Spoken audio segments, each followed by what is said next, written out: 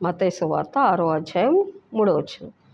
నీవైతే ధర్మము చేయనప్పుడు నీ ధర్మము రహస్యముగా నుండి నిమిత్తం నీ కుడి చేయి చేయనది నీ ఎడమ చేతికి తెలియకుండా వలయును.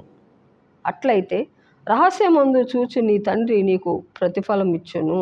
చూడండి, మనం చేస్తున్న ధర్మం, లేకపోతే మనం దేవునికి ఏది చేసినా, ఏ మంచి కార్యం చేసినా అది రహస్యముగా చేయాలంట.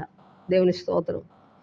నాకు తెలిసినటువంటి ఒక కుటుంబం, తను ఏ కార్యం చేసినా ఇంట్లో వాళ్ళకి తెలియకుండా ఆ మంచి కార్యం చేసేవాళ్ళు.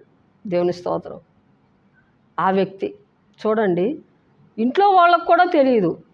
ఆ వ్యక్తి రహస్యంగా చేసినప్పుడు వాళ్ళ కుమార్తెకు మంచి శ్రేష్టకరమైనటువంటి భవిష్యత్తు ఇచ్చాడండి దేవుడు.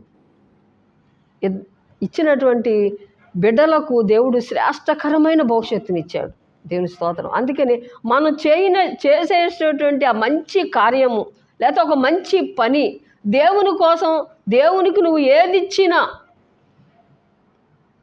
దేవుని స్తోత్రం, కుడి చేయి చేసేది ఎడమ చేతికి తెలియకూడదంట. ఆ మంచి కార్యం నువ్వు ఏ కార్యం చేసినా ఎవరికి చెప్పకూడదు, చెప్పవలసిన అవసరం లేదు.